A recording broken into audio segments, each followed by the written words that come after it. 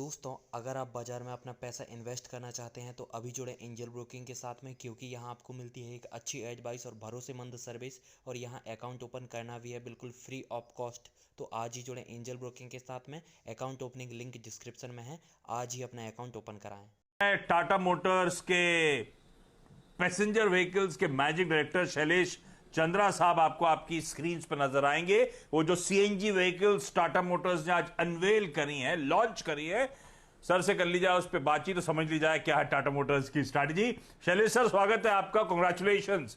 ये नए लॉन्चेस जो हुए हैं सीएनजी में, पहले समझाएं क्या है। और ये सीएनजी सुना था मैंने, ये आई सीएनजी, ये आई सीएनजी में आई क्या है सर? आज हम लोग दो कारें लॉन्च कर रहे हैं फैक्ट्री फिटेड सीएनजी के साथ, टियागो और टिगोर, जो कि हैच और कॉम्पैक्ट सेगमेंट में है। और जैसा कि मैंने कहा कि ये दो सेगमेंट्स जो हैं, इनमें जो डीजल ऑप्शन निकल गई थी, सीएनजी उसको बहुत अच्छी तरीके से फिल कर रही है। और जो हमारी ये दो कारें हैं, उनमें हमने स्पेशल ध्यान दिया है कि जो वीकनेसेस थी इस सेगमेंट में, जो परफॉर्मेंस को लेकर था कि अगर आप सीएनजी कार खरीद रहे हैं तो इसकी परफॉर्मेंस खराब होती है, ड्राइविंग एक्सपीरियंस थोड़ी नीचे हो जाती है, या फिर इसमें सेफ्टी रिलेटेड कंसर्न्स हुआ करती थी, जैसे गैस लीकेज हो गई या फिर थर्मल इंसिडेंस हो गया। तो इन सबों को हम लोगों ने फेल सेफ किया है, परफॉर्मेंस पर काफ़ी ध्यान दिया है, सेफ्टी पर ध्यान दिया है। इसमें जो तकनीक हमने लगाया है वो परफॉर्मेंस को ऑप्टिमाइज करता है। और इसमें फीचर्स जो दी हैं वो सीएनजी कार्स को और एस्पिरेशनल बनाने की तरफ दी है। इसलिए जो हम लोग आई सीएनजी जब बात कर रहे हैं तो आई का मतलब 4 आईज होता है, जो 4 पिलर्स हैं इनके, जो है incredible performance, iconic safety, intelligent technology and impressive features. So ये 4 पिलर्स पे हमने अपने सीएनजी मॉडल्स को बाजार में उतारा है। तो आई मतलब वो 4 पिलर्स हो गए। अच्छा, ऑलरेडी आपका बड़ा बढ़िया जो चर्चा में रहता है चंद्रा साहब, वो इलेक्ट्रिक व्हीकल्स का पोर्टफोलियो, उस पे आपने ऐड कर लिया सीएनजी का पोर्टफोलियो। तो ये ऑल्टरनेट फ्यूल्स को लेकर टाटा मोटर्स की दरअसल स्ट्रैटेजी है क्या? और क्या एक्सपेक्ट करूं और भी ऑप्शंस टाटा मोटर्स के स्टेबल्स की तरफ से आते हुए? May be a hybrid due, may be a flex fuel, ऐसा होगा क्या? अगले 10 सालों में गवर्नमेंट ने एक विजन दिया है कि 30% कारें जो हैं वो इलेक्ट्रिक होनी चाहिए।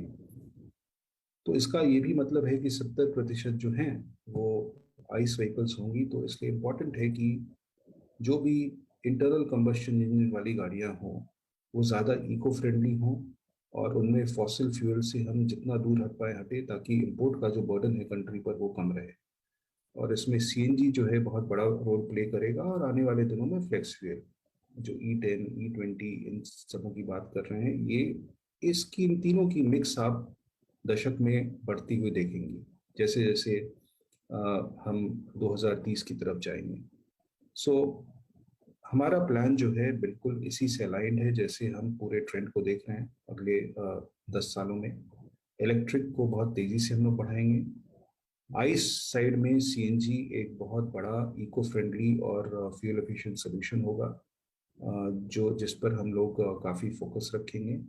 और फ्लेक्स फ्यूल जो है, जैसे जैसे गवर्नमेंट की दिशा आती रहेगी, हम लोग उसकी तरफ भी काम करते रहेंगे। Okay okay. अच्छा शैलेश सर, ये क्या प्लान्स हैं 2022 में, जिसकी अभी आगाज हुआ है नए लॉन्चेस को लेकर, चाहे वो सीएनजी हो चाहे इलेक्ट्रिक व्हीकल्स का पार्ट हो, अपार्ट फ्रॉम जो आज आपने लॉन्चेस अनवेल करें उसके अलावा?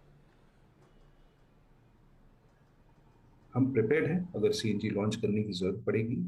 बाकी सेगमेंट्स में अगर उसकी पॉपुलैरिटी इतनी बढ़ेगी, जैसा कि हम ये दो सेगमेंट्स में देख रहे हैं, तो बिल्कुल हम लोग सीएनजी मॉडल्स लॉन्च करेंगे। बट आज के दिन में कोई इसमें नई घोषणा हम लोग नहीं कर सकते हैं। जहाँ तक इलेक्ट्रिक व्हीकल की बात है, वहाँ पर हम लोगों ने ऑलरेडी बताया है कि 5 सालों में हम 10 मॉडल्स लॉन्च करने जा रहे हैं। तो आप हमेशा उम्मीद कर सकते हैं कि अगर 5 सालों में 10 मॉडल लाना है तो हर साल एक या दो मॉडल ज़रूर हम लॉन्च करेंगे। सो यही दिशा में दे सकता हूँ आगे वाले आने वाले वर्षों में। सीएनजी कार्स अनवेल करी टाटा मोटर्स ने, लॉन्च की इसीलिए, लेकिन सब आजकल बहुत ईवीज की चर्चा करते हैं टाटा मोटर्स की जब भी बात आती है। तो ईवी सेगमेंट की सेल्स अब तक कैसी रही और कैसे ट्रेंड्स नजर आ रहे हैं आगे के लिए? डिमांड जो है वो काफी तेजी से बढ़ रही है और फ्लीट सेगमेंट में भी।